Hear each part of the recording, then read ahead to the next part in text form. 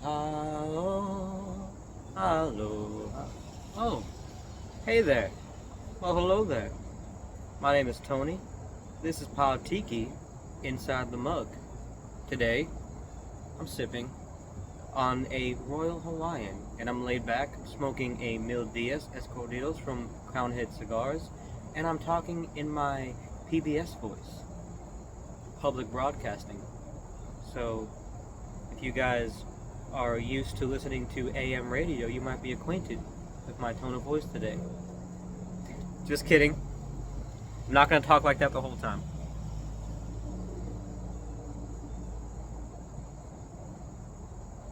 So, today's Inside the Mug, I believe is episode 7.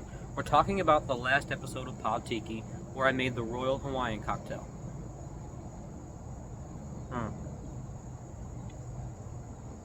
I recently acquired this cocktail glass from Trader Vic's. I like it better for this than a coupe because as much as I love my coupes, I found them at the thrift store and they're like vintage, like Cuban style coupes. But cocktails in coupes don't always fill the glass all the way up. And that's a pet peeve of mine when the glass is not filled all the way up. I think it takes away from the presentation of the drink. Anyway. Today on Inside the Mug, we're talking about the Royal Hawaiian, the last episode of Pod Tiki, and sort of why I came about this drink. This drink is weird. It's not weird. It was in the original grog log, the old skinny paperback version that I got way back when I first got the grog log, and I made it because I don't know what I was making, probably martinis, but I had gin and I had orgeat. And probably because I was just getting into making Mai Tais back then, and I was looking for something else to make out of the book, and I had all the ingredients, and I made it, and wow, it blew me away. And I don't know why it took me so long to make this cocktail, and I know I say this about a lot of cocktails. You know my favorites are, the Mai Tai is my favorite tiki drink, the daiquiri is probably my favorite tropical, and the mojito and the margarita, like, those pretty much round out. I would even say the mojito more than the daiquiri. And then, of course, the margarita, because I grew up in Florida. There's the Thai there. But the way that I picked this drink for this time was because I wanted to go from the Negroni into the Royal Hawaiian, because they both use gin, but it's such a great example of how mixing up the ingredients can really change up the flavor of the cocktail. It's totally different. And the Negroni is such a springtime, going from the winter drinks into the spring drinks, and then we go full on into summer with the Royal Hawaiian. It really truly is a tropical, I call it a tiki drink because it is, like, that's what we do here, we make tiki drinks, but it's almost more of a tropical cocktail. In fact, when I was subcategorizing it for the recipe index on the website, podtiki.com, I had trouble picking whether or not I wanted it to be a tiki drink or a tropical drink, because I differentiate between tiki and tropical, as tiki is like traditional tiki, down the beachcomber, Trader Vic, and then tropical drinks like the margarita, the daiquiri, the mojito, things like that, which have tiki versions but are not necessarily tiki drinks.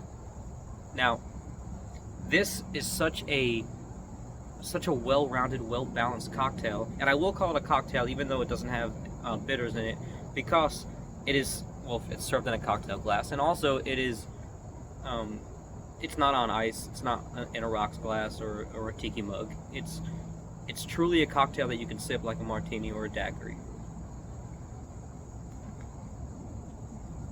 Of course, using gin instead of the traditional tiki rum. A lot of rum companies are making gins now, notably Privateer and Marlin and Barrel out of Florida. I mentioned them in the video I shot for the recipe on YouTube, by the way. Please follow us on YouTube. If you're watching this, you're on YouTube, because this is where I post them. Yeah, this is such a great drink, and I wonder, so when I make there's a structure to the episodes.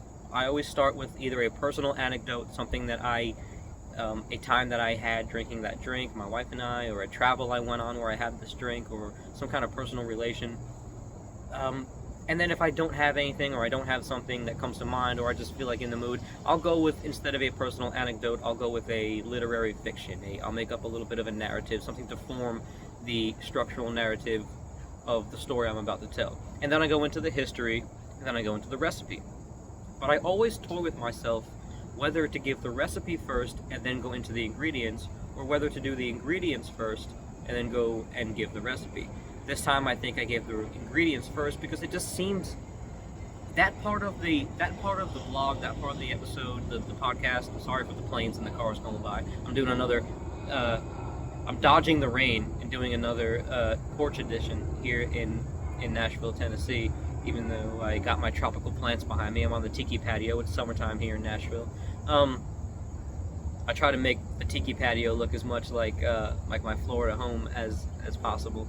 But I opted to go, I think, with the ingredients list first on this one. For one, because there was multiple, I wanted to give a couple of different recipes back to back.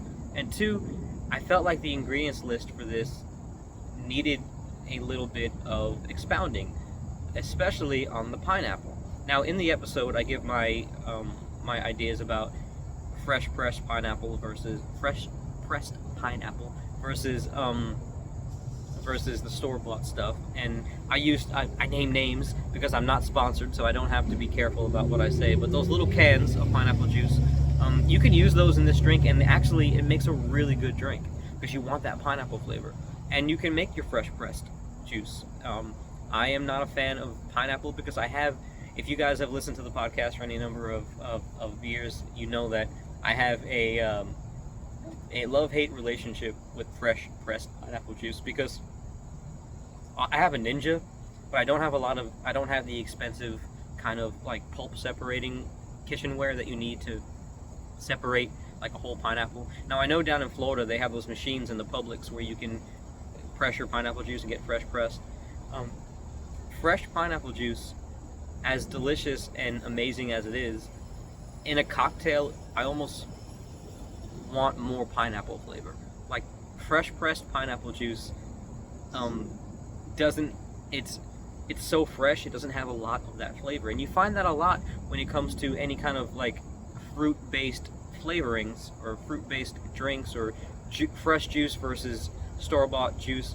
You get more of a flavor of the drink in sometimes in the store-bought stuff, because they make it from a concentrate and it has a little bit more of that flavor. And I think when it comes to pineapple, the happy medium that I found is between the little cans and the fresh pressed, is that new stuff that a lot of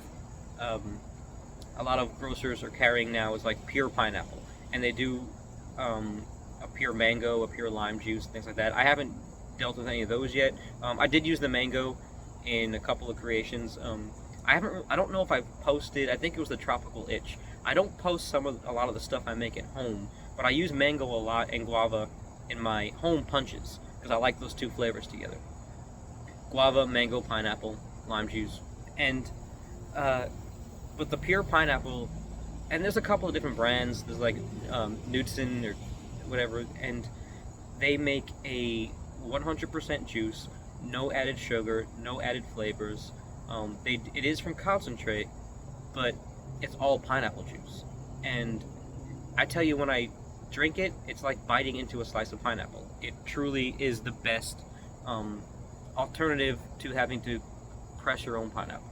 So that's what I used to make this episode with. And pineapple is so unique because if you know the science behind pineapple, it activates more flavor receptors on your palate, on your tongue, than any other fruit that I know of.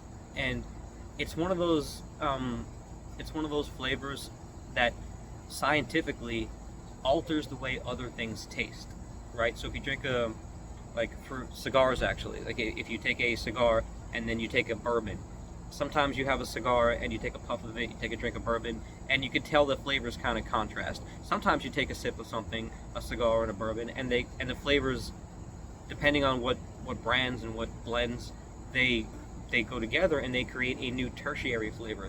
There are contradicting flavors and there are compatible flavors, and there's two different types of pairing. And when you're mixing drinks, in cocktails, or even food for that matter, you want to use flavors that that kind of do both. You want some flavors that go together, some that contrast, and pineapple is one of those things that changes the way other things taste. So if you take a sip of bourbon and then take a sip of pineapple juice, and then take another sip of bourbon, the first and second sips of bourbon are going to taste different. With rum, maybe rum would be a better example. Take some Florida Cognac 7-year, a nice go-to rum. Take a sip of that, pineapple, and then another sip, and they're going to taste different. And which kind of makes pineapple juice the perfect mixing fruit, right? Because it will create a new tertiary or third flavor out of whatever you're mixing it with. And I think pineapple kind of gets a bad rap sometimes for being kind of easy, right? Like it's the stereotypical kind of go-to tropical flavor. But when used in moderation, because it's so flavorful, and when used correctly, and when paired with things that it tastes good with, it really does add that flavor. Because whether you're doing Caribbean or South Pacific Polynesian drinks, tropical or tiki, or even just regular cocktails, it really fills out the body of a cocktail, of a drink. In fact, I'm not sure if there's any controversy anymore, because I think everybody kind of accepts both. But the original. Oh, let's wait for this car to go by. The car and the plane come by at the same time. Okay. Zip plane. We got planes, trains, and automobiles out here today. But you got your original 1944 Mai Tai, and then you have your Hawaiian Mai Tai, which uses more juices. And I think both have a place because of pineapple juice. Because the pineapple juice in Hawaii and places like that, again, or in the Caribbean or Southeast Asia, things like that, they're so good. And same thing with coconut, right? Like it's one of the reasons why coconut and pineapple go together so well. They are both those kind of flavors that can change the way other things taste. So there's actually science behind this that is really interesting, that maybe I'll do an episode one day on the science of cocktails and flavor and things like that. Let me look at my notes here, see what else I want to talk about. So, I have loved this drink for a long time. Even before COVID. Like, a lot of times I talk about starting this podcast during COVID. I actually didn't. I actually started this podcast before COVID. But it was going to be a hobby then. It was going to be like whenever I felt like doing it. And then during COVID, I got on it hard, and I got some feedback, and from the listeners and from people, before I even put the episodes out, my buddy Kyle, which I talk about a lot in the episodes because we spent a lot of time together when I was formulating my palette, my tiki genre. He was always around and always there. And I remember one time he came over when I was in my old bungalow before we moved here, and he caught the tail end of me recording the very first episode, the Mai Tai episode, which I gotta go back and redo another Mai Tai episode.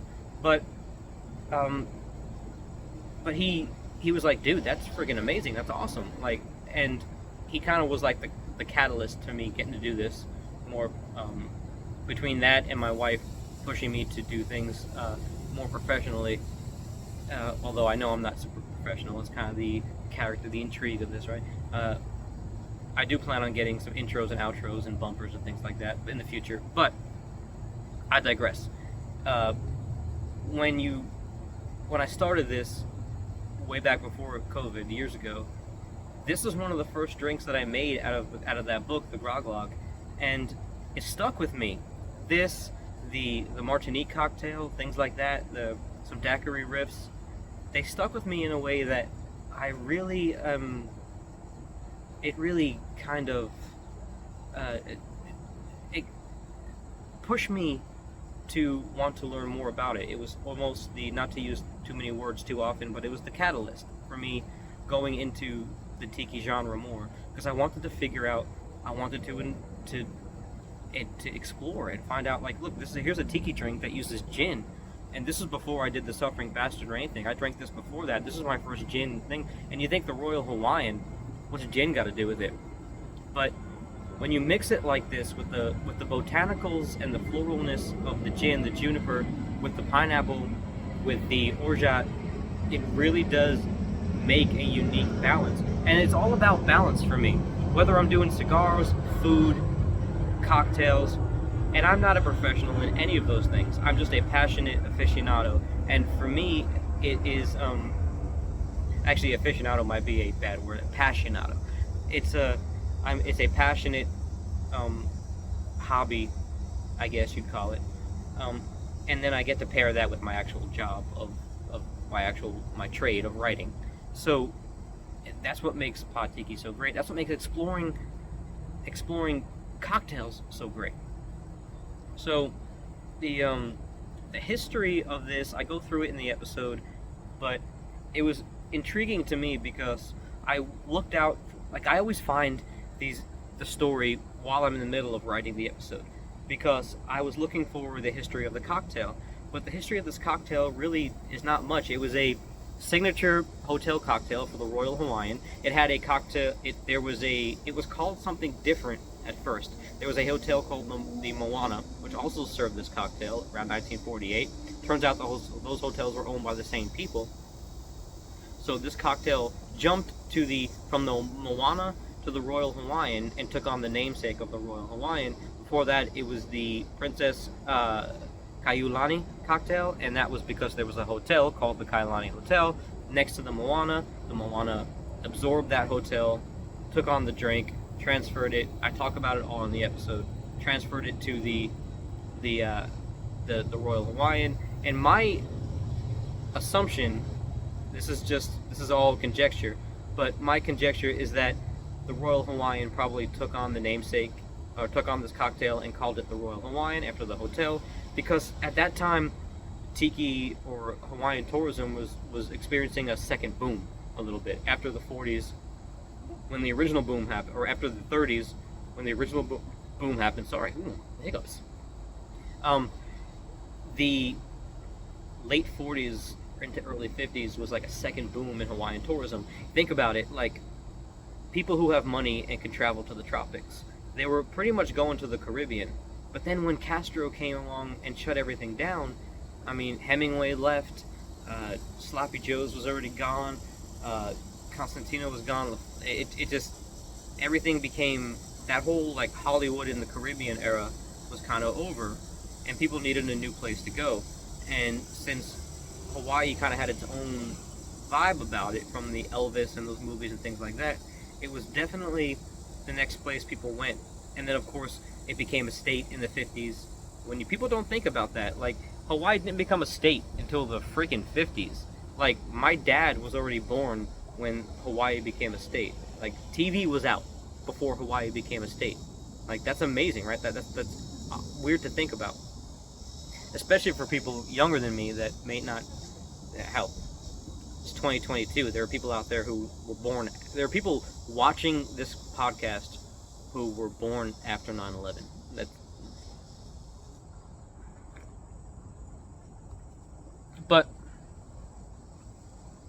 Yeah, I mean, that's pretty much how I came about doing this on this episode. There's a little bit behind the scenes about why I chose this one. Like I said before, it was the perfect from going from Negroni, the gin from spring into summer. There are certain cocktails that I'm a big fan of doing everything for the occasion. I dress to the occasion. Like I know you guys always see me like this, but I mean, last night my wife and I went to dinner, and it was black button down, no hat, nice Chelsea boots, jeans. Like I dress to the occasion. I know how to. I'm a big fan of that, and I also eat to the occasion, and I drink to the occasion. So, coming out of the wintertime drinks, going into spring, the Negroni was perfect, and then going into this was perfect. And I also had the gin on hand. It was like, why not do an episode where we highlight the same spirit in two different drinks that taste totally different. And then again, we're coming up on, as I record this, we're coming up on September, which was about a year since I've been to Hawaii, and tasted those flavors, and was really blown away by how when you use fresh, really good juices, it's not a cop out to use juice in a cocktail. Like I said about the pineapple, sometimes it's a go-to to just overjuice your cocktail, and oh well, of course it tastes good. It's just you put a bunch of great juices in there, right? It's like going to the fair. Like, of course all this stuff tastes good when it's fried. You know, of course a fried Snickers bar tastes good. Of course, like you took a Snickers bar and you freaking put it in batter and fried it. Like, of course it's awesome. It's fried. But you know, people say Brussels sprouts. Oh, these are the best Brussels sprouts ever. They fry them with onion and tomato, and well, yeah, of course you fried them with onion and tomato. Of course they're gonna taste good. Garlic, but you take a spirit like gin, and you put it, and you transfix it with different ingredients, and it kind of brings, you know, for lack of a better term, no pun intended, the spirit of the cocktail out. So anyway, that's what I gotta say. Thank you guys for watching. Check out podtiki.com. Look up pod_tiki on Instagram, on Facebook. Please follow the YouTube so I can do these live. I would love to do these live, and I don't know, maybe do like an inside the mug. Maybe I'll go live. Maybe I'll still do these and then do a live version. I don't know, but we're almost with enough people to go live. So please follow.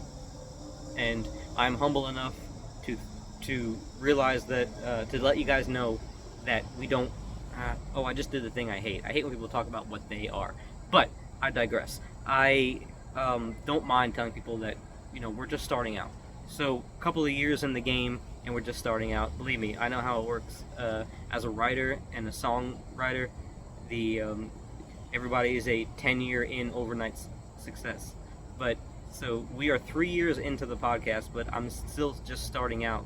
So please rate, review, follow, and let us know maybe what kind of cocktails you want to see next. Maybe if you want to see more on Inside the Mug, let me know.